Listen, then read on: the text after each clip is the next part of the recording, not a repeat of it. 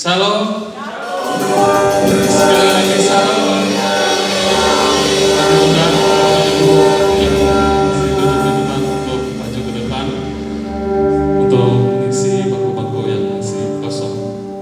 Ya, apa kabar Bapak Ibu Saudara terkasih? Katakan saya sehat, kuat, makmur, panjang umur, awet muda, diberkati Tuhan. Sekali lagi kita katakan, apa kabar Bapak Ibu Saudara terkasih? Saya sehat, kuat, makmur, panjang umur, awet muda, diberkati Tuhan. Amin. Amin. Haleluya.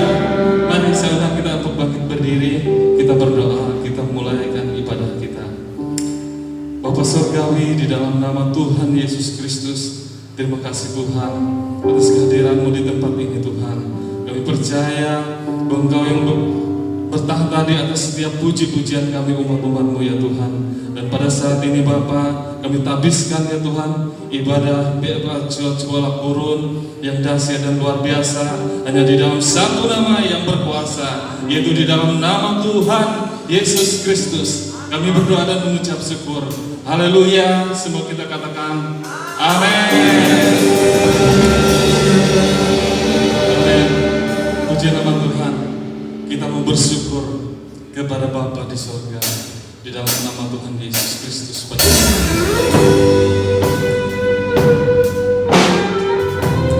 Karena rancangan-Nya sungguh indah. Karena rancangan-Nya adalah damai sejahtera dalam hidup kita.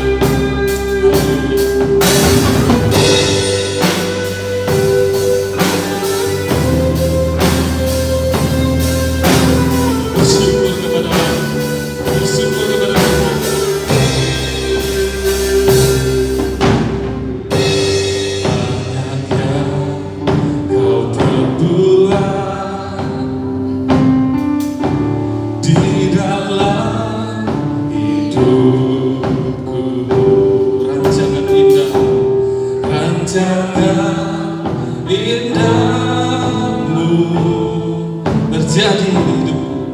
Terjadi di hidupku. Apa yang mengerti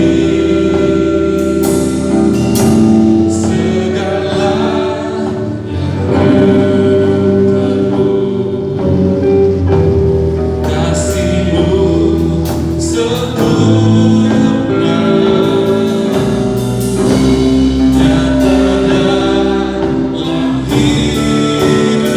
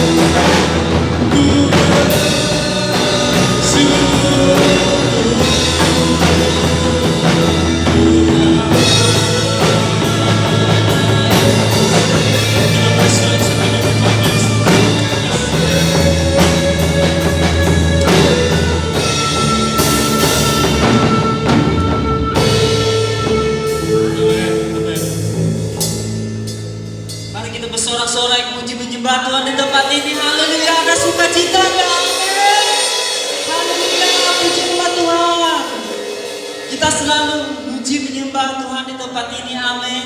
Tuhan di pihak kita, haleluya.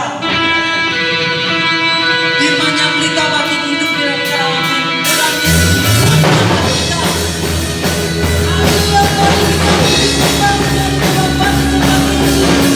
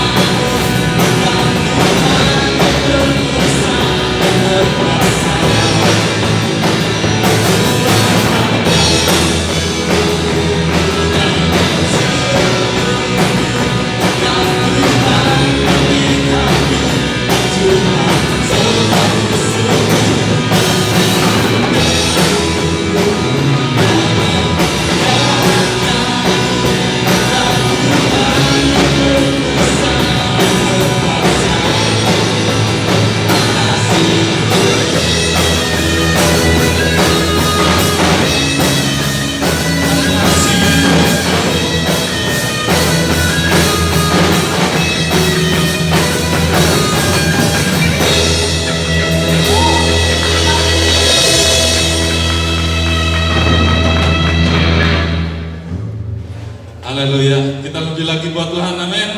Tiada terukur besarnya kasih Tuhan kita Yesus Kristus. Amin. Haleluya.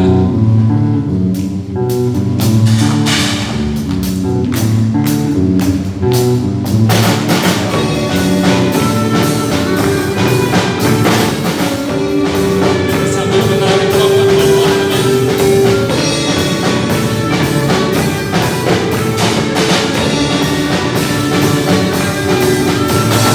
Tiada terukur besar kasih sayang Tuhan. Ada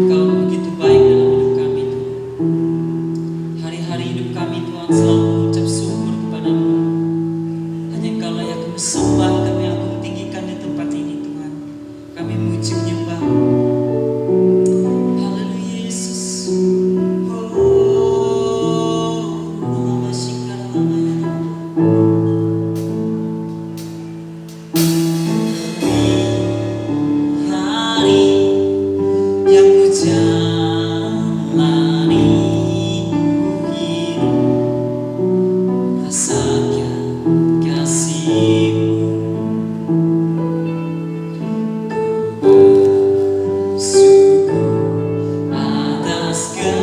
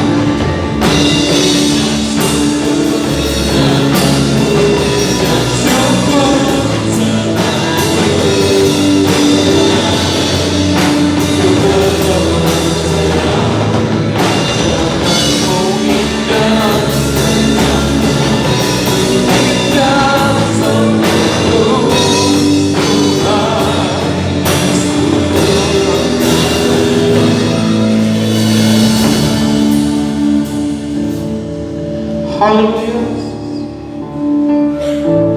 Sembah Dia.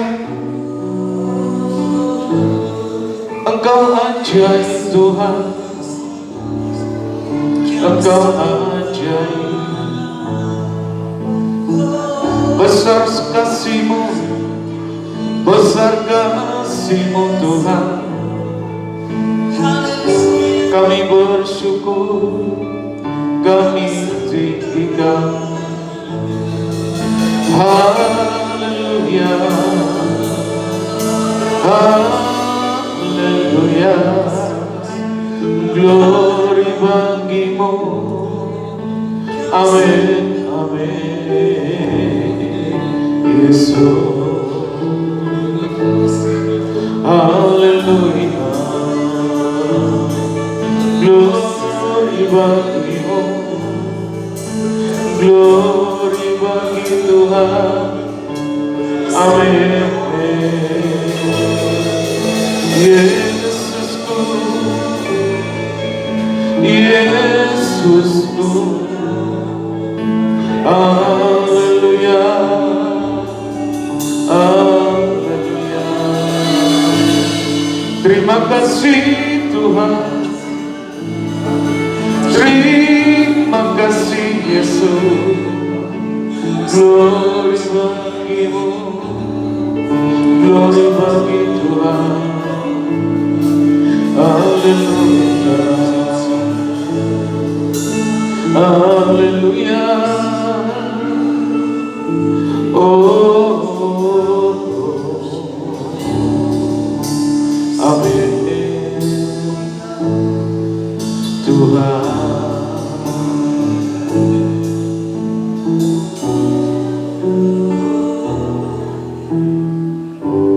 Kita bersyukur pada saat ini karena Tuhan itu baik buat kita. Sungguh teramat baik dalam hidupmu dan hidup saya. Haleluya Tuhanku, haleluya. Oh, terima kasih Tuhan. Terima kasih Yesus. Kami sembah Engkau, kami tinggikan. Besar kasih setia-Mu, besar kasih karunia-Mu yang Engkau tunjukkan Yesus. Haleluya. Kami bersyukur, kami bersyukur. Amin.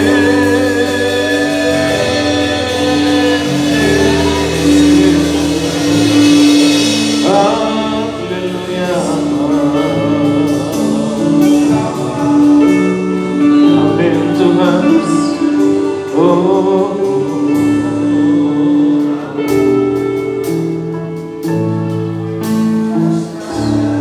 kasih setia-Mu yang kurasakan lebih tinggi dari langit biru. Kebaikan-Mu yang telah Kau nyatakan di dalam dari lautan. Berkat-Mu yang telah Ku terima sempat membuatku terpesona. Apa yang tak pernah ku pikirkan, itu yang Kau sediakan bagiku.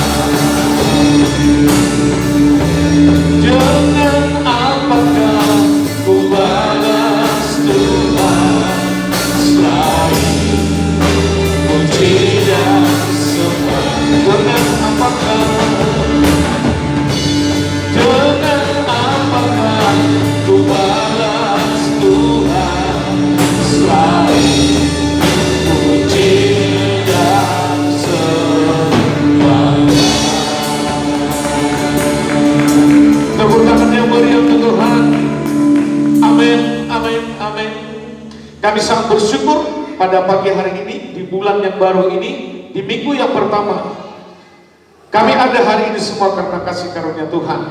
Oleh sebab itu, biarlah hati kami terus bersyukur dan bersuka cita di hadapan Tuhan. Dan hari ini kami menerima tuntunan firman Allah, karena kami tahu hanya firman Allah yang sempurna, yang kekal dalam hidup kami, menata hidup kami ke depan ini. Kami bersyukur dan kami siap menerima firman Allah. Mari sama-sama katakan amin. Jadi semua katakan amin. Proses people, I glorify. Tepuk tangan yang meriah untuk Tuhan ya. Baik, silakan duduk. Shalom. Kita bersyukur kita bisa memasuki bulan Februari tahun 2025 ini ya.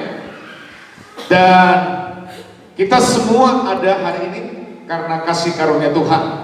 Maka ada satu prinsip yang harus kita miliki secara bersama-sama, baik dari jemaat sampai dengan gembala. Kita harus selalu merendahkan diri di hadapan Tuhan. Katakan amin. Rendahkan dirimu di hadapan Tuhan ya. Di saat kita merendahkan diri di hadapan Tuhan, pasti di hadapan sesama pun kita pasti merendahkan diri. Di saat kita merendahkan diri di hadapan Tuhan, maka perhatikan, itu akan mengikis kesombongan kita. Maka hari ini kita menerima firman Tuhan dalam 1 Petrus 5 ayat 6 sampai dengan 11. Kita baca dulu ayat yang ke-6 ya.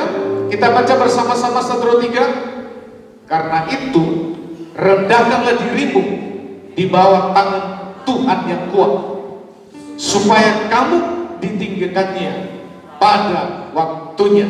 Kita baca sekali lagi ya.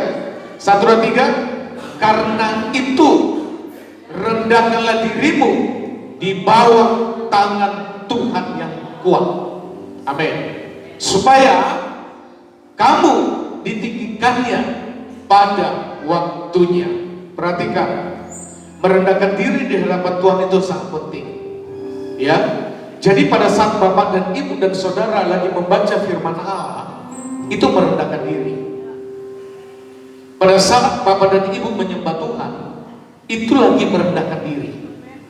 Maka perhatikan, hidup dan hidup saya itu tidak bisa terlepas dari penyembahan. Perhatikan, maka doa yang terbaik itu di hadapan Tuhan penyembahan. Kalau Bapak dan Ibu berdoa di hadapan Tuhan, terus berkata-kata di hadapan Tuhan, terus mengomentari hidup ini, terus engkau selalu mengatakan di hadapan Tuhan, bagaimana ini Tuhan, bagaimana ini Tuhan, bagaimana ini Tuhan. Kalau itu jenis doamu, saya akan percaya itu tidak akan menggerakkan hati Tuhan. Mengapa?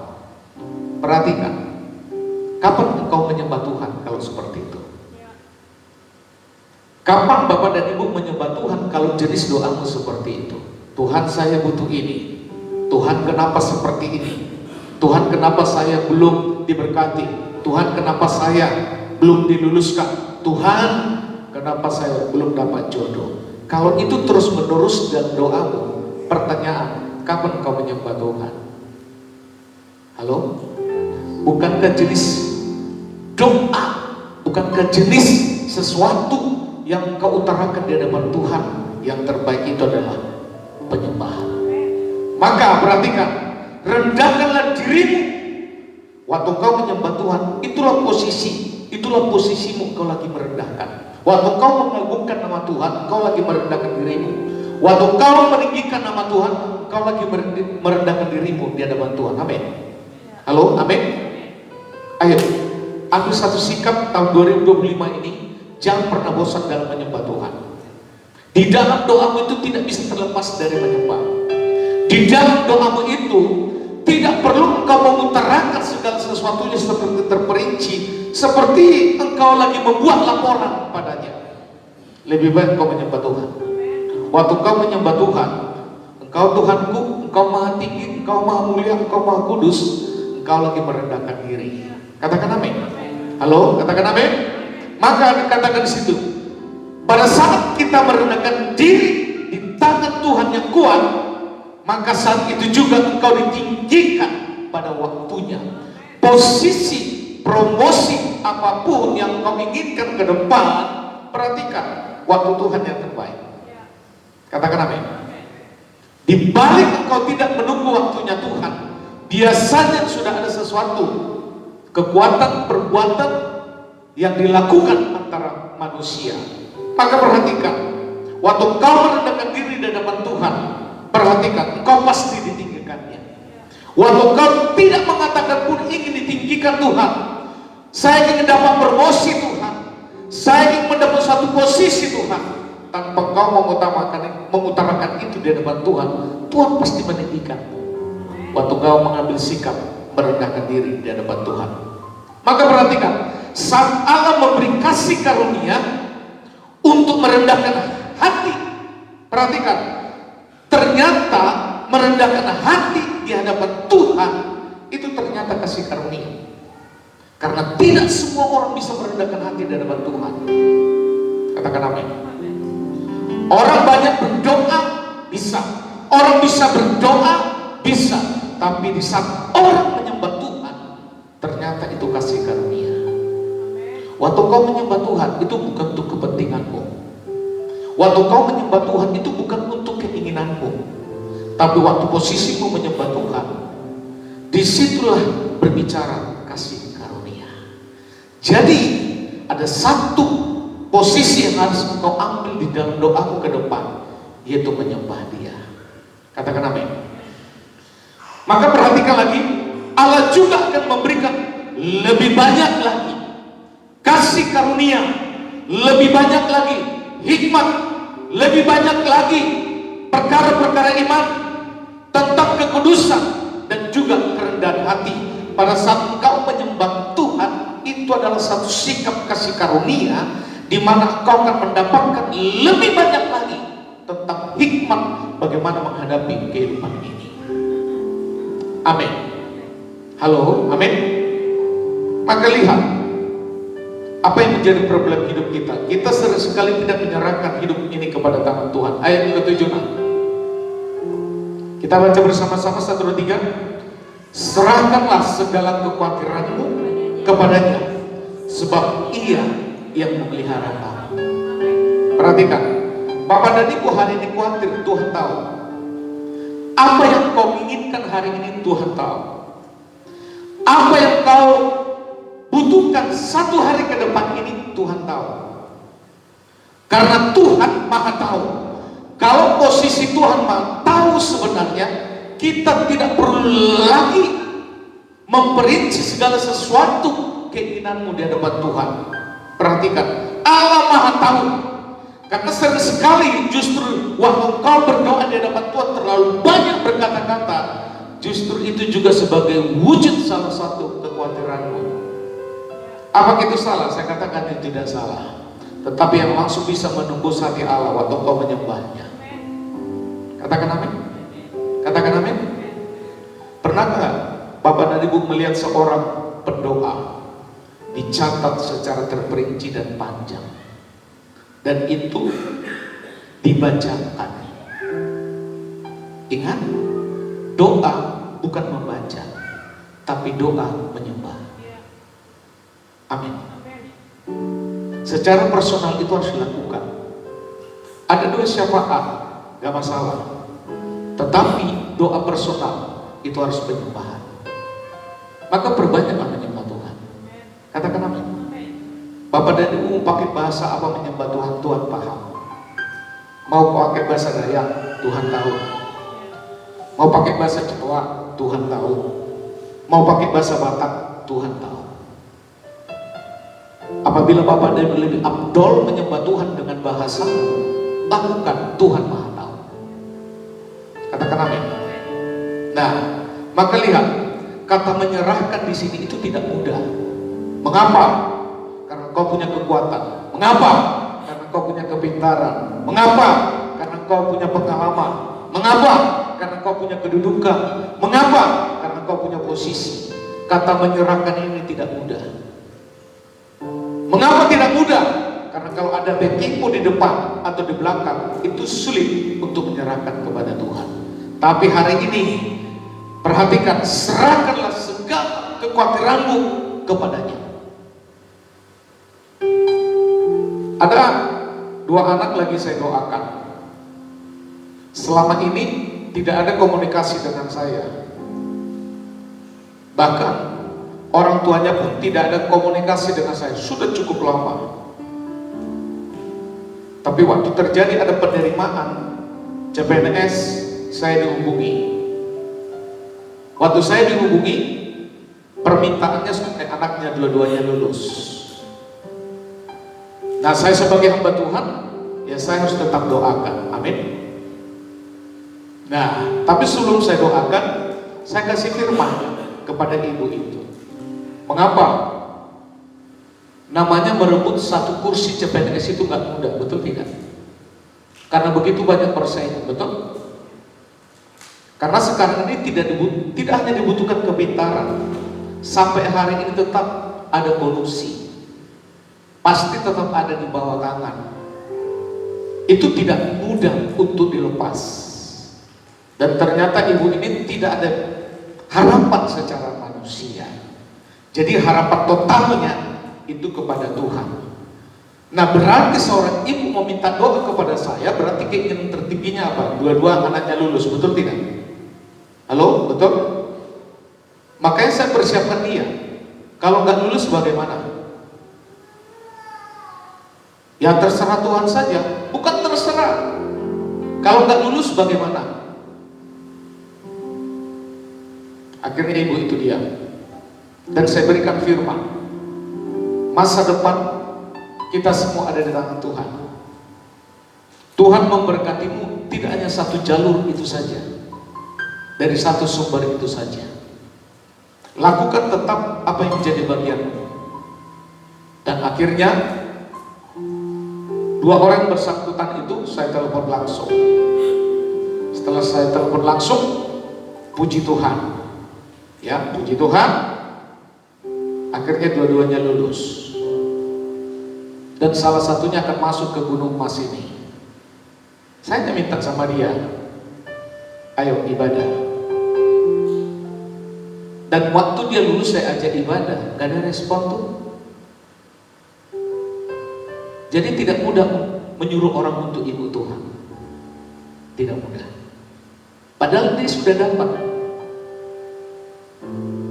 Perhatikan. Saya telepon satunya, gak dijawab tuh setelah sudah lulus. Nah setelah itu orang tuanya minta didoakan lagi supaya persiapan berkas itu semuanya diluluskan. Saya gak jawab, bukan balas dendam, karena di telepon saya lagi bawa kendaraan dan sampai sekarang belum saya telepon balik. Maksud saya begini, seharusnya kita sebagai orang tua, tanda kutip, harus sedikit memaksa terhadap anak supaya ikut Tuhan. Katakan amin. Katakan amin. Karena setiap anak itu, orang tua itu punya kuasa, punya otoritas untuk dia datang merendahkan diri di hadapan Tuhan, supaya anaknya juga datang merendahkan diri di hadapan Tuhan. Nah, perhatikan, istilah kata menyerahkan ini, itu sangat mudah kita menyerahkan kepada Tuhan kalau itu untuk kepentinganmu. Perhatikan, padahal kata istilah serahkan ini, kita sangat sulit di dalam keadaan apapun untuk selalu bersyukur dan menyembah Tuhan. Padahal ikut Tuhan bukan berbicara doamu dijawab atau tidak dijawab. Yang pasti doamu, Tuhan itu akan selalu menjawab doamu. Tidak pernah kadang-kadang, tapi pasti selalu menjawab doamu. Katakan amin. Nah, perhatikan lagi di situ. Itulah problem manusia. Itulah problem kita semua. Taat pada firman Allah itu tidak mudah. Perhatikan, taat pada firman Allah itu tidak mudah. Tapi catatan lagi, tidak taat pada firman Tuhan akan jauh lebih menyusahkan hidupmu. Perhatikan lagi, taat pada firman Allah itu tidak mudah. Anak muda perhatikan ya, Saya salah potong rambut, makanya jadi begini. Saya pergi potong rambut, ada yang saya jawab melalui WA, tahu-taunya sudah gundul setengah. Dalam hati, ya sudahlah, gundulin semua. Anak muda perhatikan, ini gembalamu salah potong rambut, penyesalan hanya 3 bulan saja. Tapi punya pasangan hidup kalau salah seumur hidup. Maka istilah kata menyerahkan untuk cari pasangan hidup itu engkau harus lakukan mulai dari sekarang. Pengalamanmu boleh, pengetahuanmu boleh, tetapi untuk mencari pasangan hidup itu sekarang tidak mudah. Perhatikan, tidak mudah, walaupun jumlah wanita di Indonesia ini lebih banyak daripada laki-laki, termasuk di dunia ini. Tapi untuk mencari pasangan hidup tidak mudah. Untuk seorang perempuan, untuk dia pintar masak di rumah sekarang ini juga sulit untuk didapat. Perhatikan Bang Oden, ya. Nah, maka alternatifnya laki-laki harus bisa masak supaya suatu saat tidak jadi masalah. Nah, untuk hal seperti ini engkau dan saya, anak-anak muda, perlu merendahkan diri di hadapan Tuhan. Katakan amin. Katakan amin. Tidak hanya sekedar cari pengalaman, tidak hanya sekedar melihat fisiknya, tapi ingat, ya, engkau harus dituntut Tuhan untuk mendapatkan itu.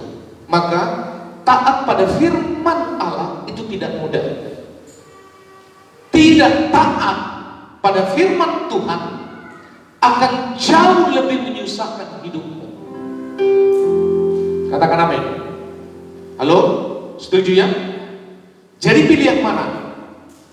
Hari ini kita harus pilih taat pada firman Allah, sekalipun tidak mudah. Katakan amin. Terutama tentang menyerahkan.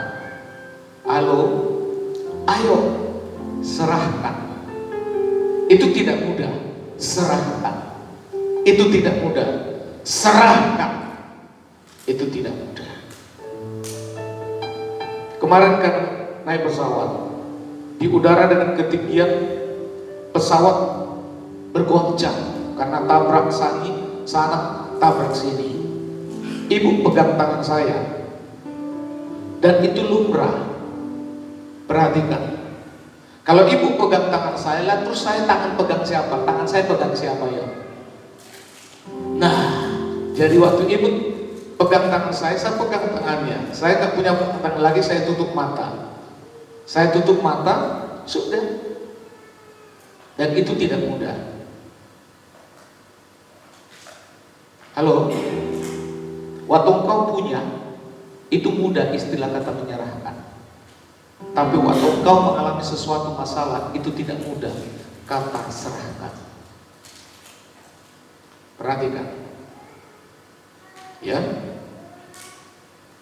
Tidak sedikit di antara kita menempatkan Allah sebagai lawan. Perhatikan, tidak sedikit di antara kita menempatkan Allah sebagai lawan ketika janjinya belum tergenapi.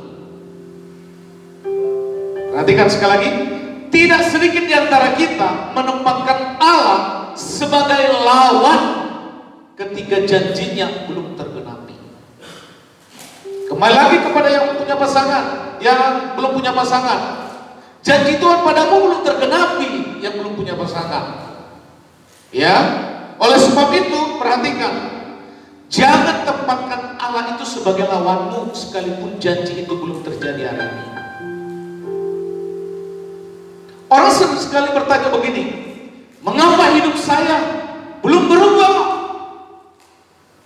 Mengapa janji Tuhan belum terjadi? Bukannya Allah sudah berjanji pada saya? Nah, itu biasanya tanda kutip melawan. Ya. Maka perhatikan, sesungguhnya musuh dari semua janji Allah itu kegemaran terhadap perubahan yang instan. Perhatikan, lawanmu bukan Allah. Katakan amin.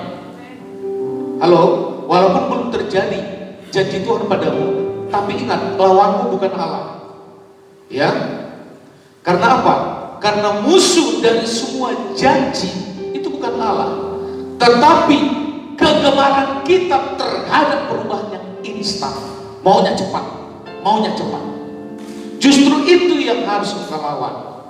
Karena waktu Tuhan tidak sama dengan waktumu. Katakan amin. Waktu Tuhan pasti waktu yang terbaik. Waktumu tidak yang terbaik. Maka tidak perlu kita membuat lagi sebuah kegemaran dalam hidup ini, supaya perubahan-perubahan yang kau alami ke depan ini itu semuanya serba cepat, serba instan. Justru itulah sebenarnya lawanmu. Karena manusia suka dengan perubahan yang instan tadi. Ya, kenyataannya janji Allah itu bagaikan bahan bakar yang menyalakan kesabaran. Makin besar janji Allah yang kita pegang, makin besar kesabaran kita di dalam menantikannya. Katakan amin. Halo, amin. Ya, kita lihat lagi 1 Petrus ayat 8. Ayo nak, kita baca bersama-sama 1, 2, 3. Sadarlah dan berjaga-jagalah, lawan musuh iblis berjalan keliling sama seperti singa yang mengaum-ngaum dan mencari orang yang dapat ditelannya. Perhatikan, berarti ada orang yang dapat ditelan, berarti ada orang yang tidak dapat ditelan.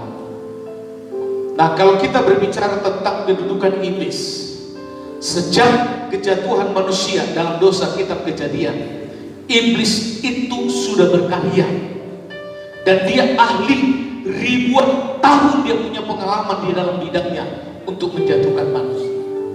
Maka tidak ada kekuatan dan kemampuanmu untuk mencari satu rumus bagaimana untuk mengalahkan iblis, karena dia sudah ribuan tahun berpengalaman di bidangnya. Maka perhatikan lagi di situ, ya, iblis tadi kata situ berkeliling, berarti iblis itu aktif, berarti iblis itu akan selalu melihat mana yang lemah, mana yang bisa ditelannya. Kalau kita membuat lagi di kitab Kejadian, waktu Adam dan Hawa jatuh dalam dosa, iblis juga hadir di situ. Nah, kalau kita bilang lagi di dalam kitab Ayub 1 ayat 7, di mana waktu Tuhan bertanya kepada iblis, dari mana engkau iblis? Lalu jawab iblis kepada Tuhan, dari perjalanan mengelilingi dan menjelajahi bumi. Itu percakapan antara Allah dan iblis waktu mau menjatuhkan Ayub. Perhatikan bahwa iblis itu aktif. Ayat 9, yuk ayat 9. Kita baca bersama-sama 1, 3. Lawanlah dia dengan iman yang teguh, sebab kamu tahu bahwa semua saudaramu di seluruh dunia menanggung penderitaan yang sama. Jadi hanya satu yang bisa melawan iblis, itu hanya iman. Tidak ada yang lain. Kau melawan dengan strategimu, tidak bisa. Bapak dan Ibu melawan dengan rumus-rumusmu, tidak bisa. Mau dengan cara apa? Iblis sudah ribuan tahun berpengalaman di situ untuk menjatuhkan orang. Maka syarat dan cara satu-satunya untuk mengalahkan iblis tadi itu, yaitu dengan iman yang teguh. Dan iman yang teguh ini hanya di dalam Yesus. Iman hanya di dalam Yesuslah yang bisa menghancurkan, mengalahkan iblis tersebut. Mengapa? Karena Yesus sudah mati di kayu salib. Yesus mati di kayu salib, dan memang dia harus mati di kayu salib. Pada saat Yesus mati di kayu salib, iblis dikalahkan. Perhatikan, kalau Yesus tidak melakukan pekerjaannya secara sempurna dan dia menghindar dari salib, maka iblis yang menang. Tapi waktu Yesus mati di salib, Yesus menang. Katakan amin. Halo, amin. Kalau Yesus sudah menang, kalau saya sudah di dalam Yesus, maka tidak ada satu perkara apapun yang bisa lagi mengalahkanmu, karena engkau sudah di dalam Yesus. Maka lihat, perhatikan lagi pada bagian ini. Iblis tidak tahu yang Allah tahu. Perhatikan, iblis itu tidak tahu yang Allah tahu. Allah tahu apa yang iblis tahu. Paham? Kalau Tuhan berbicara masa depan terhadap Bang Benny, berbicara masa depan, ditatanya oleh Tuhan, iblis itu tidak tahu apa yang direncanakan Tuhan padanya. Perhatikan. Tapi kalau iblis merencanakan sesuatu kepada Bang Oden, itu Tuhan tahu. Coba perhatikan lagi, ya. Perhatikan lagi. Iblis tidak tahu, ya Allah tahu. Masa depan ditata kepada Kekel, ditata Tuhan kepada Kekel. Perhatikan, iblis tidak tahu apa rencana Tuhan terhadap Kekel. Tapi waktu iblis mau menjatuhkan Kekel, Allah tahu. Katakan amin. Itu harus dipahami, ya. Jadi orang Kristen masa kini itu terlalu cepat menyerah dan kalah, juga terlalu cepat menyalahkan pihak lain, pihak orang lain, bahkan iblis, bahkan Allah atau kegagalan mereka. Sebenarnya setiap orang itu harus bertanggung jawab atas dirinya sendiri, termasuk kegagalannya. Iblis memang dasarnya adalah provokator, setuju? Apa yang dipuji baik oleh Allah pun digugat oleh iblis.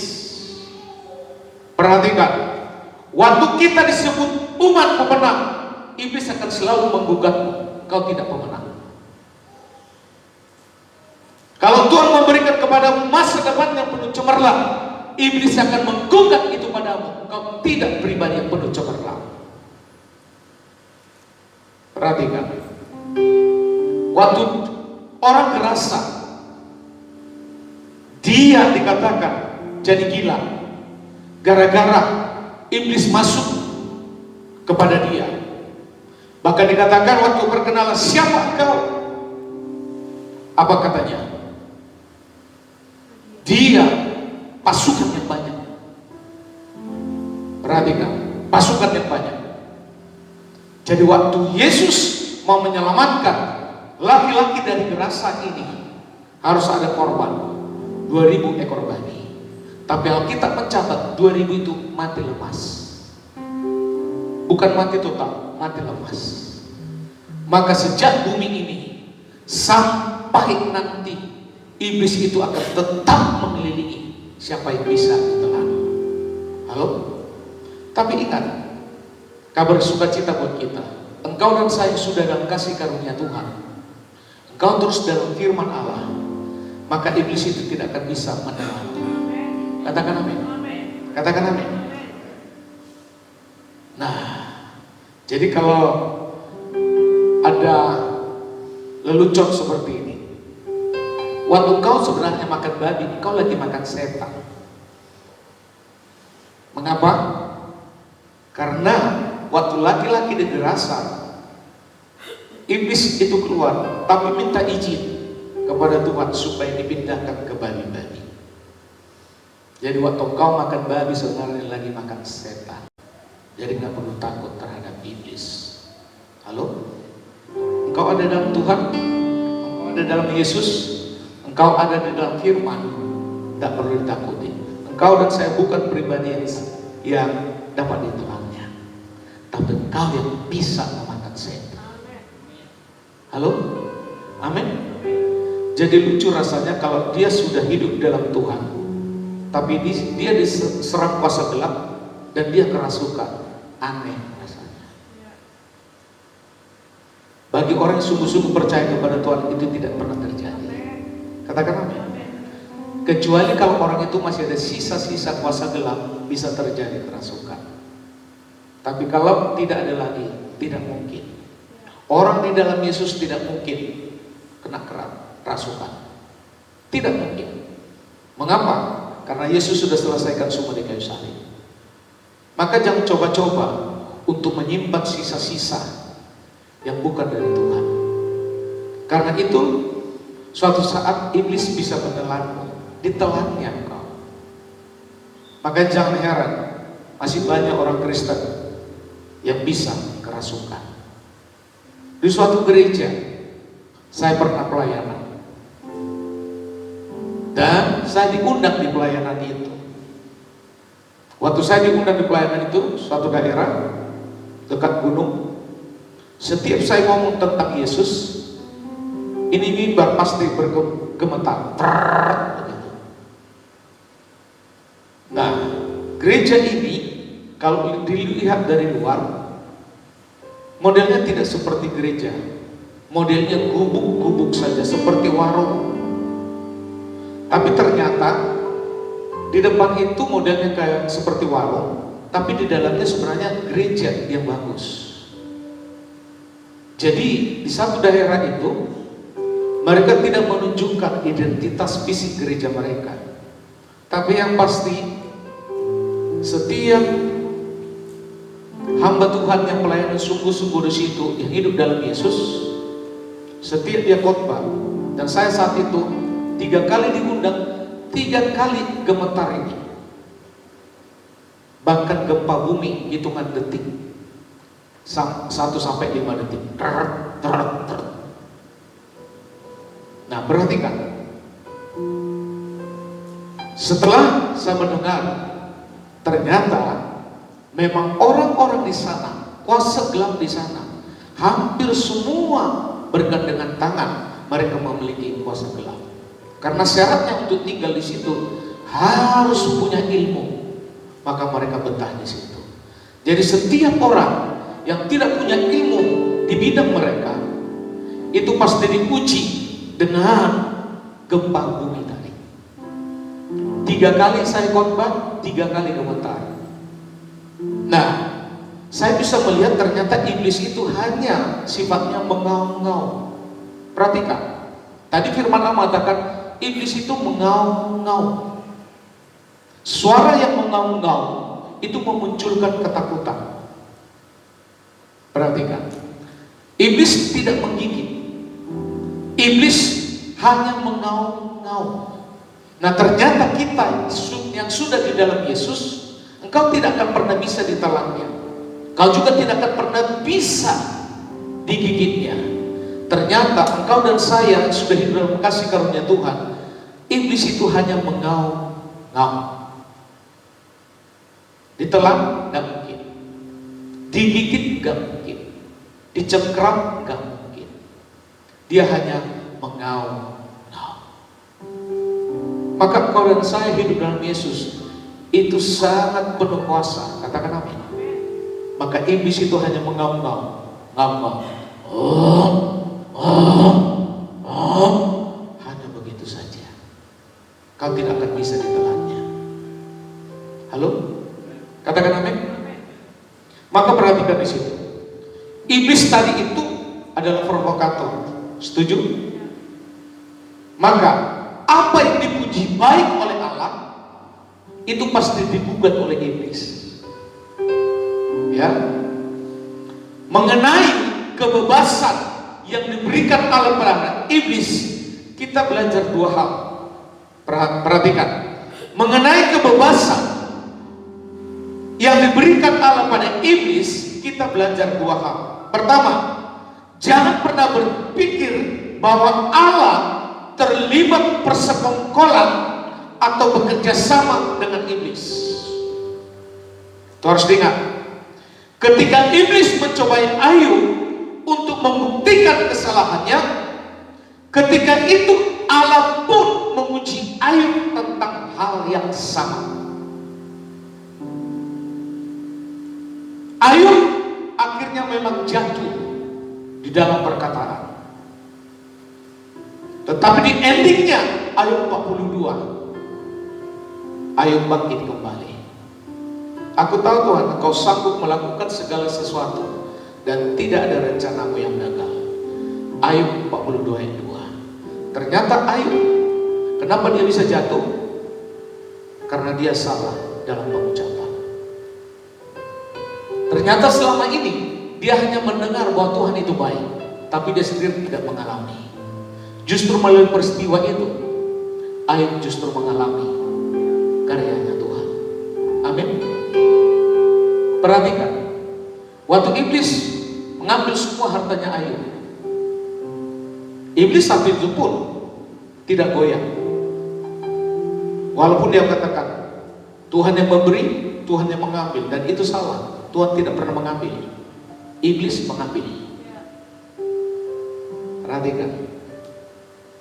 Maka di dalam setiap ada panggilan ataupun tutup usia, Ayub, kitab Ayub, Tuhan yang memberi, Tuhan yang mengambil, itu tidak pas bagi orang meninggal. Tidak pas. Karena Tuhan tidak pernah mengambil, Tuhan hanya memberi. Katakan amin. Dan Tuhan akan menambahkan terus. Katakan amin. Iblis mengambil. Maka perhatikan nanti Ayub 42 ayat 1. Ayub pun mengakui semua kesalahannya. Dan kesalahan memperkatakan pun dia akui. Waktu dia sudah mengakui kesalahan itu, Tuhan kasih pemulihan 2 kali lipat. Amin. Maka sering sekali kita sebenarnya di dalam perkataan yang kita sering jatuh. Dan iblis suka mengambil itu. Dan iblis selalu menawarkan itu. Maka setiap kita disapa, apa kabar? Saya sehat. Katakan amin. Realmu mungkin dalam keadaan sakit, tapi kau keluar dari mulutmu, engkau sehat. Karena Tuhan membuat Adam dan Hawa tidak pernah sakit. Perhatikan, Adam itu Tuhan desain, tidak ada latar belakangnya dia sakit. Jadi telah ukurnya firman. Engkau dan saya pun yang membentuk adalah Tuhan. Jadi Tuhan tidak pernah memberikan sakit penyakit itu padamu. Makanya kalau tanya apa kabar? Sehat. Amin. Halo, amin. Karena perhatikan, level tertinggi dalam kebutuhan fisik kita ini, itu sehat. Level tertinggi untuk kebutuhan rohmu itu keselamatan. Dan di dalam Yesus kau sudah dapat itu. Maka hidupmu dan hidup saya sempurna. Fisik yang ini itu akan kembali ke tanah, karena bahan bakunya dari tanah. Tapi tubuh kita yang baru tidak lagi berasal nanti dari tanah, tapi dari surga. Katakan amin. Katakan amin. Maka apapun masalahmu, sakit penyakit entah apa, jangan pernah membuat engkau jauh dari Tuhan. Jangan. Karena memang sakit penyakit itu bukan Tuhan mendesain padamu. Perhatikan. Setuju? Katakan amin. Apa kabar? Saya sehat. Amin. Apa kabar? Kuat. Amin. Loh, kita kalau nggak kuat, mana bisa berdiri? Yang pemain musik tadi, semuanya itu masih sangat muda. Kita harus tetap mempersiapkan regenerasi. Katakan amin. Ya, nggak tepat kuncinya nggak apa-apa lah. Nah, yang penting mereka punya hati pelayanan itu udah cukup bagi saya dengan ibu. Skill itu nanti akan mengikuti terus. Katakan amin. Karena konsep Yesus menerima setiap orang itu pada saat datang padanya, dia harus terima dulu. Dia tidak minta syarat-syarat. Jadi kalau ada orang memperkatakan di dalam mimbar ini kau harus hidup kudus, pertanyaan saya, siapa yang bisa hidup kudus? Kalau di mimbar ini kau harus layak, pertanyaan saya, siapa yang layak? Hanya Tuhan yang layak. Katakan amin. Maka saya dengan ibu, siapapun yang melayani tempat ini, saya harus menerima dulu apa adanya. Selanjutnya baru kita bina. Amin. Waktu Yesus ada di sumur Yakub di kota Samaria, dia sengaja menunggu perempuan pelacur. Dan Yesus pun bertanya, siapa laki yang di rumahmu? Dan apa kata perempuan itu? Itu bukan suamiku. Betul, kata Yesus. Kata Yesus betul bukan karena perbuatannya, tapi kata Yesus betul karena dia jujur. Dan Yesus menerima dia. Kalau kau minum terus dari sumur Yakub ini, kau akan terus haus. Tapi kalau kau minum dari saya, kau tidak akan haus lagi. Dan apa kata perempuan itu? Saya mau itu. Maka terjadilah keselamatan kepada perempuan di sumur Yakub. Amin. Nah, perhatikan di situ, ya. Waktu Tuhan memujimu, waktu Tuhan mengangkatmu, iblis akan selalu menggugat itu. Tapi kau sudah punya otoritas untuk mengalahkan itu. Pertama, Tuhan pakai melalui apa yang kau ucapkan. Katakan amin. Apa kabar? Saya sehat, kuat, makmur, panjang umur, awet muda, diberkati Tuhan. Amin. Semua awet muda, amin. Iya dong. Metusalah aja 969 tahun. Betul tidak? Manusia tertua. Kita belum ada 100 tahun, berarti masih jauh. Tapi kalau ditanya mau gak hidup 100 tahun, saya juga gak mau. Kenapa? Supaya cepat bertemu Tuhan saja di surga. Amin. Nah, tapi selama ini kita memiliki iman, deklarasi terus sehat. Dan bagianmu memperkatakan, dan bagianmu menjaga kesehatan. Amin. Halo, amin. Maka makanan yang terbaik itu sudah diajar firman, berilah makanan kami yang secukupnya. Nah, kenapa itu ada firman? Ya memang itu yang buat sehat. Nah, kalau kesadaran kita baru sadar hari ini, nggak apa-apa. Oh, saya juga baru sadar waktu COVID kok. Berilah makanan secukupnya. Itu saya, firman Tuhan saya tahu. Tapi sadarnya setelah saat COVID baru saya sadar. Nah, bagianmu deklarasikan, bagianmu jaga kesehatan. Katakan amin. Maka lihat, fisik kebutuhan fisik tertinggi adalah kesehatan. Bukan pakaian, bukan minuman, bukan makanan. Maka kata firman, apa yang terbaik dalam hidupmu itu, apa yang terpenting dalam hidupmu itu adalah hidupmu sendiri. Karena apa? Hidupmu itu lebih penting dari pakaian. Setuju, katakan amin. Mau pakai pakaian merek apapun, semahal apapun, kalau kau lagi demam hari ini dan kau panas 3 hari ini di 41 derajat, tidak ada artinya itu pakaian yang bagus. Pasti kamu hanya di kamar pakai piyama saja. Bila perlu hanya pakai kaos dalam saja laki-laki, gak ada itu artinya pakaian. Betul tidak? Maka hidup itu lebih penting dari pakaian. Hidup itu lebih penting dari makanan. Mau makan apapun, yang termahal, yang terbagus, yang terenak yang kau alami. Tapi kalau kau lagi diare mencret hari ini, percuma itu makanan enak. Maka hidup itu lebih penting dari makanan. Katakan amin. Halo, amin. Itu bonus itu mau gak usah dicari. Itu pasti datangnya dari Tuhan. Katakan amin. Maka perhatikan lagi situ. Yang kedua, yang kedua, iblis berharap bahwa usahanya untuk menghancurkan Ayub pasti berhasil. Dan ini akan membuktikan kebenaran persepsinya tentang Ayub kepada Allah. Nah, iblis itu mau membuat sesuatu keberhasilan dari Ayub, bahwa apa yang direncanakan iblis terhadap Ayub itu yang berhasil. Tapi ternyata Ayub sempat jatuh, dan ternyata Ayub bangkit kembali. Perhatikan, tadinya iblis mau sudah menelan Ayub, tapi Ayub bangkit kembali. Ya, maka iblis tidak tahu yang Allah tahu, yaitu bahwa Ayub memiliki iman yang takut. Perhatikan, kenapa Tuhan izinkan Ayub pada saat itu? Iblis izinkan. Yang penting jangan ambil hidupnya. Itu kata Allah kepada iblis. Kenapa? Allah tahu bahwa Ayub itu juga memiliki iman yang teguh. Iblis tidak tahu itu. Halo? Makanya iblis semakin merajalela. Dia bebas terus mempergunakan Ayub.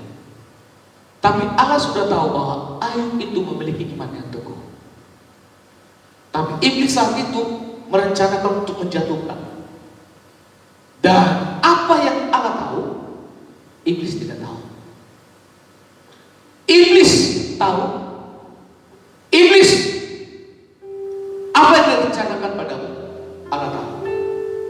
Tapi apa yang Allah rencanakan padamu, iblis tidak tahu. Iblis itu hanya mengaum-ngaum terus padamu untuk kau lepas dari janji Tuhan itu. Halo, amin. Maka perhatikan lagi di situ. Iblis tidak tahu, tidak Allah tahu, yaitu bahwa Ayub memiliki iman yang tangguh. Bahkan dengan ujian ini, iman Ayub semakin murni. Sekalipun istrinya meninggalkan dia, Ayub memiliki iman yang murni. Maka perhatikan, seperti Allah tahu siapa Ayub, Allah pun tahu siapa kita di hadapannya. Tetapi tetaplah waspada, karena kita pun tidak akan terlepas dari pencobaan iblis. Tuhan tidak pernah mencobaimu, katakan amin. Yang selalu mencobaimu dari iblis. Jangan pernah mengatakan pencobaan datangnya dari Tuhan. Nah, pencobaan itu hanya datang dari iblis. Allah Maha tahu sejauh apa kau hari ini. Allah Maha tahu apa rencana Tuhan padamu. Allah tahu, iblis tidak tahu. Katakan amin. Hari ini Tuhan sudah memberikan padamu yang terbaik, keselamatan. Tapi ingat, iblis akan selalu merongrongmu supaya kau lepas dari keselamatan tersebut. Maka perhatikan lagi di situ, Lukas 12 ayat 6. Tolong nak, Lukas 12 ayat 6. Nanti ayat 10-nya. Yuk kita baca 1, 2, 3. Bukankah burung pipit dijual 5 ekor 2 duit? Sungguh pun demikian, tidak seorang pun daripadanya yang dilupakan Allah. Perhatikan, ada nilai dagang tentang 2 binatang ini. Jadi 2 binatang ini, ya, burung pipit dan ditambah nanti ada burung gagak, itu jenis binatang yang dijual paling murah. Nilai paling murah. Artinya, ya, burung pipit, burung gagak itu Tuhan pelihara, Tuhan lindungi. Padahal secara hukum dagang tidak ada nilai. Untuk dijual pun tidak ada yang mau beli. Dipelihara pun tidak ada gunanya. Perhatikan, ya. Bahkan untuk dibawa ke rumah Tuhan pun tidak boleh sebagai persembahan. Yang boleh, persembahan paling rendah saat itu hanya burung merpati. Burung pipit, burung gagak tidak boleh. Maka dijual di pasar, saking murahnya tidak yang mau beli. Dikasih free pun tidak yang mau ambil. Mau dimakan daging pun jadikan daging. Siapa yang mau makan daging burung pipit? Semuanya hanya tulang saja sama burung gagak. Perhatikan, kenapa dia nggak laku? Ke rumah Tuhan juga dibawa persembahan nggak laku, didagang juga nggak laku, dipelihara juga nggak ada guna. Burung pipit, burung gagak, jenis makanannya termasuk makanan haram. Karena 2 burung ini yang dimakannya hanya bangkai. Bangkai apa saja dimakannya. Maka 2 binatang bangkai ini itu tidak boleh dipersembahkan kepada Tuhan. Haram. Dimakan pun gak boleh. Haram. Mau dipelihara. Haram. Bahkan nilai yang dibuat di sini 5 ekor 2 duit itu nilai paling terendah yang sama sekali tidak ada harga. Tapi Tuhan pelihara. Tuhan tidak pernah lupa terhadap 2 burung itu sampai hari ini. Hidupmu dan hidup saya lebih mahal dari burung ini. Betul? Amin? Halo? Maka tidak ada alasan untuk kita khawatir. Ayo, serahkan. Waktu kau menyerahkan, lepas dong. Jangan seperti seorang kakek. Ada seorang bawa mobil pickup. Dilihat kakek membawa satu beban di pundaknya. Terus waktu nanjak begitu, yang bawa mobil ini merasa kasihan. Akhirnya mobil ini berhenti, disuruh si kakek naik ke mobil. Akhirnya di pickup belakang. Waktu mobil berjalan, yang bawa mobil ini melihat dari kaca spion. Kenapa kakek yang di belakang ini tetap ngos-ngosan? Kenapa seperti itu? Ternyata beban yang di pundaknya tidak ditaruh di pickup, tetap ditaruh di punggungnya. Perhatikan, kita sering sekali sebenarnya kata menyerahkan, taruh dong itu di mobil pickup, kalau tinggal duduk, katakan amin. Jangan seperti si kakek tadi, serahkan, betul serahkan, tapi tetap ditaruh di pinggang, di pundak ini. Makanya dia tetap ngos-ngosan walaupun sudah naik mobil. Seperti itu. Nah, hidupmu dan hidup saya jauh lebih berharga dari burung gagak, burung pipit. Pasti Tuhan pelihara. Katakan amin. Katakan amin. Tidak ada orang cinta Tuhan mati karena kelaparan. Tidak ada. Tidak ada. Tidak mungkin. Karena Alkitab sudah mencatat, tidak akan pernah anak cucumu meminta-minta. Itu janji firman. Maka hidup itu lebih penting dari makanan, hidup itu lebih penting dari prestasi, hidup itu lebih penting dari gaji, hidup itu lebih penting dari makanan, dan hidup itu lebih penting dari rumah yang kau punya. Maka yang bonus tidak boleh menjadi targetmu. Targetmu harus terus Tuhan. Katakan amin. Hidupmu harus terus terfokus kepada Tuhan. Maka lihat 1 Petrus 10 ayat 11. Kembali nak. Yuk kita baca bersama-sama. 1, 2, 3. Dan Allah sumber segala kasih karunia yang telah memanggil kamu dalam Kristus kepada kemuliaan-Nya yang kekal, akan melengkapi, meneguhkan, menguatkan, mengokohkan kamu sesudah kamu menderita seketika lamanya. Kita percaya penderitaanmu pasti ada, penderitaan saya juga pasti ada. Perhatikan, tapi tidak perlu kita mengeluh kepada Tuhan tentang penderitaan, karena itu semuanya manusia punya. Maka yang membedakanmu dan beda saya kalau datang kepada Tuhan merendahkan hati, sembah Dia. Katakan amin. Sembah Dia. Sembah Dia. Ayat 11, kita semua bangkit berdiri. Ayat 11 nak. Yuk 1, 2, 3. Ialah mempunyai kuasa sampai selama-lamanya. Jadi bukan iblis yang punya kuasa selama-lamanya, tetapi siapa? Tuhan. Katakan amin. Kau sudah hidup dalam Yesus, hidupmu sudah sempurna. Katakan amin. Nah, engkau layak masuk surga bukan karena perbuatanmu, tapi karena perbuatan Yesus di salib. Jadi kalau engkau ditanya hari ini mati, hari ini besok, yakin masuk surga? Yakin. Mengapa? Karena perbuatan Yesus di salib. Jadi apa yang kau lakukan hari ini? Ingat, Tuhan menjadikanmu hari ini jadi orang benar, bukan jadi orang baik. Karena Yesus berkata, akulah jalan kebenaran dan hidup. Tidak seorang pun yang datang kepada Bapa kalau tidak melalui aku. Orang baik itu sangat banyak, tapi orang benar belum tentu. Yesus datang padamu dan pada saya hari ini supaya kau jadi orang benar, bukan orang baik. Katakan amin. Karena orang baik itu relatif. Hari ini engkau menabur misalnya di tempat ini 1 juta. Ternyata ada orang lain lagi menyumbang di tempat ini 2 juta. Berarti relatif. Halo? Halo? Amin. Engkau dan saya hari ini jadikan Tuhan jadi orang benar, bukan jadi orang baik. Orang benar pasti baik, tapi orang baik belum tentu benar. Dan kebenaran itu bukan engkau dan saya buat, tapi Yesus di kayu salib. Katakan amin. Haleluya. Amin, amin, amin, amin. Kasih setiamu yang ku rasakan lebih tinggi dari langit biru.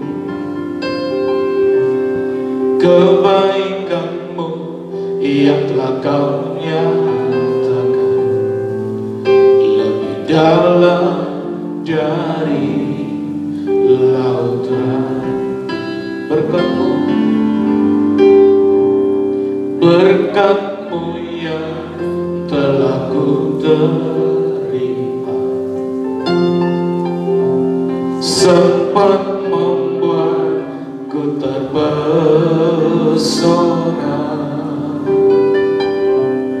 Apa yang tak pernah ku pikirkan Engkau sediakan bagiku. Siapakah aku ini, Tuhan? Jadi biji matamu. Dengan apakah ku balas Tuhan selain puji dan sembah? Siapakah, amin Tuhan, siapakah aku ini, Tuhan?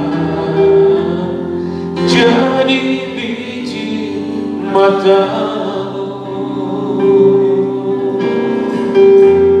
Dengan apakah ku balas Tuhan selain puji dan sembah?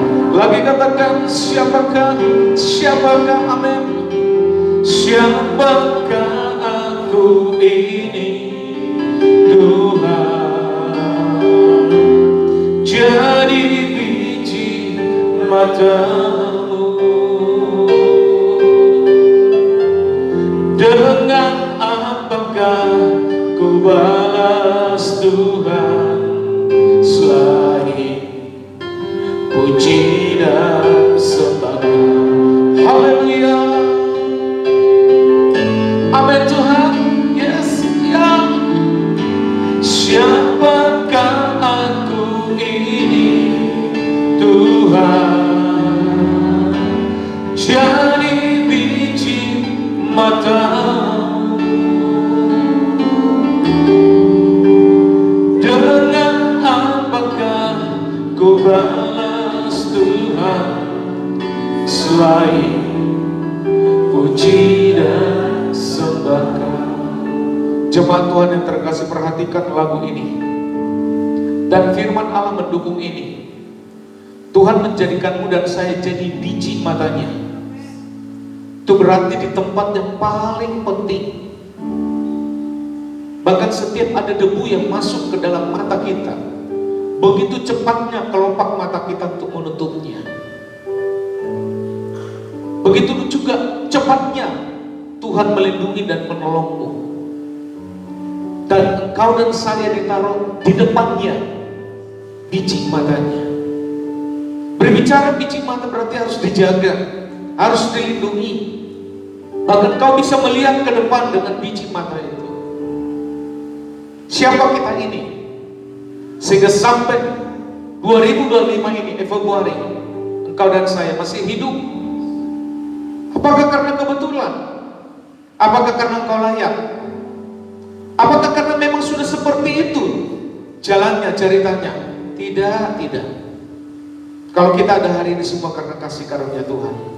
Kau harus akui itu dengan penyembahanmu, bukan lagi dengan perbuatan-perbuatan yang lain, tapi dengan penyembahanmu. Kau harus menjadi penyembah Tuhan. Karena nanti di surga kita hanya memuji menyembah Tuhan, tidak ada lagi yang lain. Jangan pernah lupakan ini. Bahkan di dalam doamu kau harus menyembah Tuhan. Haleluya Tuhan.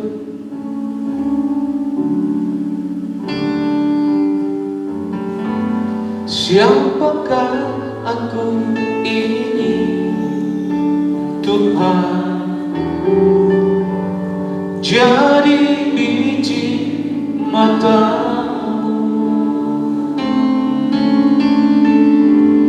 Dengan apakah ku balas Tuhan selain puji dan sembah? Lagi katakan, siapakah aku ini, Tuhan? Jadi biji matamu.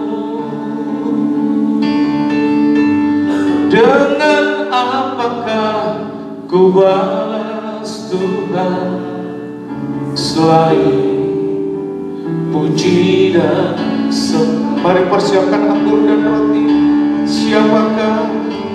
Siapakah aku ini, Tuhan?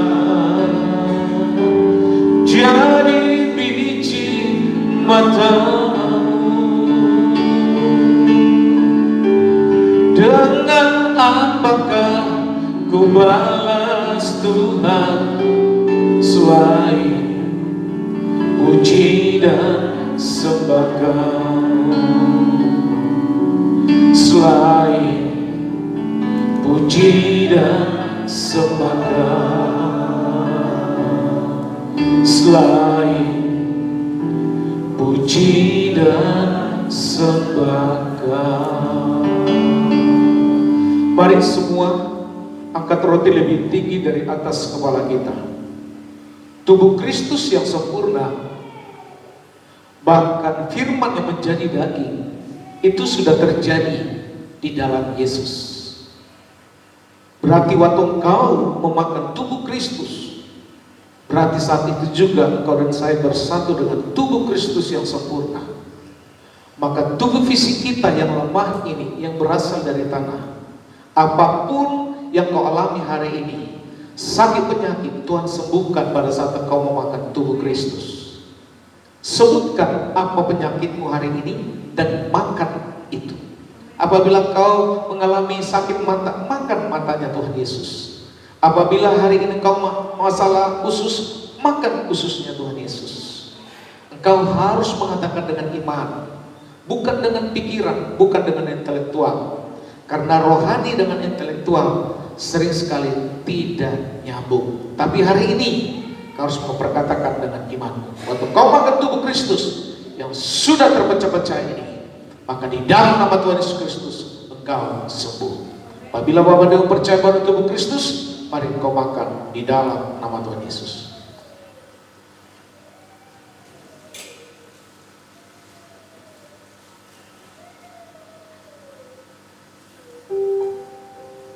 Mari semua angkat cawan anggur lebih tinggi dari atas kepala kita. Hidup Yesus adalah hidup yang berbicara kekekalan. Nyawa Yesus sudah diserahkan untukmu dan untuk saya. Dan darah Yesus itu kekal adanya. Oleh sebab itu, waktu kau meminum darah Yesus, kau bersatu dengan darah Yesus, maka darah kehidupan kekal ini sudah kau terima di dalam Yesus. Apabila Bapak Ibu percaya bahwa darah Yesus, mari kau minum di dalam nama Tuhan Yesus.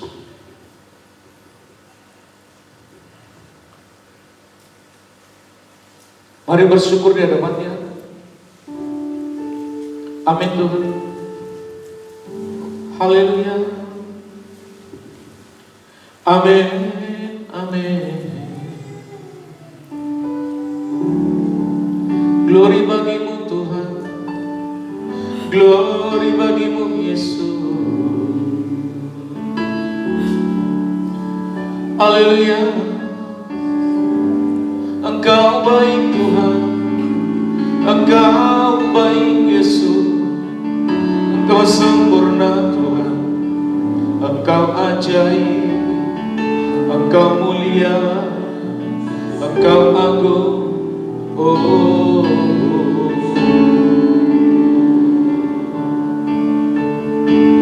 Siapakah aku ini, Tuhan?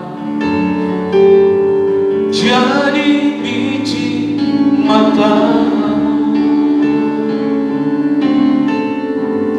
Dengan apakah ku balas Tuhan selain puji dan sembah? Siapakah aku ini, Tuhan?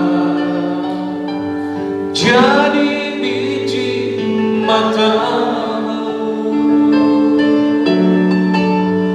Dengan apakah ku balas Tuhan selain puji dan sembah? Sekali lagi katakan, siapakah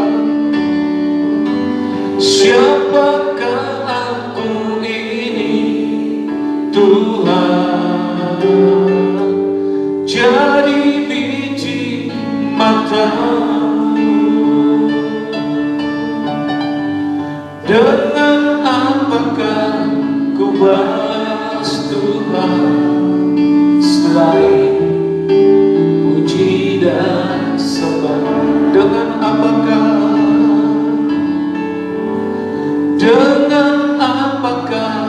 ku balas Tuhan selain puji dan sembah? Dengan apakah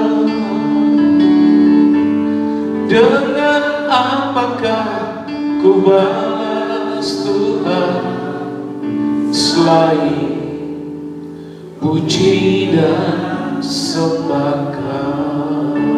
Tepuk tangan yang meriah untuk Tuhan. Kami sangat bersyukur di hadapan Tuhan pada saat ini. Firman Allah sudah kami terima, dan kami akan merendahkan diri kami di hadapan Tuhan. Dengan cara kami terus menyembah Tuhan, dengan cara kami terus merenungkan firman, dengan cara kami beribadah kepada Tuhan. Terima kasih Bapak, Tuhan memanggil kami ke bumi ini menjadi orang benar, bukan jadi orang baik, karena orang benar pasti baik. Terima kasih Bapak, Yesuslah sang kebenaran itu. Maka kami sudah di dalam Yesus pun, kami sudah menjadi pribadi benar. Kami benar bukan karena perbuatan kami benar bukan karena kelayakan kami benar karena Yesuslah yang memberikan kebenaran itu kepada kami. Terima kasih Bapak, terima kasih. Dalam hal apapun kami akan menyerahkan hidup kami ke dalam tangan Tuhan, dan kami tahu posisi kami adalah posisi yang tidak bisa ditelan oleh iblis. Iblis itu hanya mengaum-ngaum di sekitar kami, tapi dia tidak akan pernah bisa menerkam kami. Kami tidak akan pernah bisa ditelannya, karena kami adalah anak-anak Tuhan yang hebat, yang luar biasa, yang akan terus-menerus hidup di dalam tuntunan firman Allah. Terima kasih Bapak, diberkati seluruh jemaat Tuhan dalam setiap pekerjaanmu, dalam setiap usahamu, dalam kehidupan rumah tanggamu, bahkan dalam setiap keluar masuk dari rumah. Tuhan akan terus melindungi, menjagai kalian. Ada tiang api, ada tiang awan sebagai tunduk setiap hari. Ada tubuh Kristus darah Yesus yang akan terus membungkus kalian, sehingga siapapun berbuat yang tidak baik, maka tidak ada seorang pun yang bisa jatuh, karena Yesus yang sudah membungkus kalian. Anak-anakmu diberkati dimanapun mereka berada, bahkan dalam mencapai meraih pendidikan dan cita-cita mereka, Tuhan akan menuntun mereka. Kami percaya bahwa setiap generasi yang Tuhan berikan kepada seluruh jemaat di tempat ini adalah generasi-generasi yang hidup di dalam kebenaran firman Allah. Terima kasih Bapak, diberkati kami semuanya, dan kami akan selalu sehat, kuat, makmur, panjang umur, dan selalu di dalam kasih karunia Tuhan. Terima kasih Bapak. Hari ini juga kami menanggung pekerjaan Tuhan di tempat ini, persembahan syukurmu, persembahan persepuluhanmu, bahkan persembahan apapun yang Tuhan taruh termasuk pembangunan, Tuhan membalasmu berlipat kali ganda. Mari semua angkat tangan di hadapan Tuhan dan terimalah berkat Tuhan. Kasih karunia dari Allah Bapa di surga yang berlimpah-limpah, cinta kasih dari Yesus Kristus, dan pimpinan dari Roh Kudus yang memimpinmu hari ini sampai Maranatha, Tuhan Yesus datang kedua kalinya. Semua yang percaya mari sama-sama katakan amin.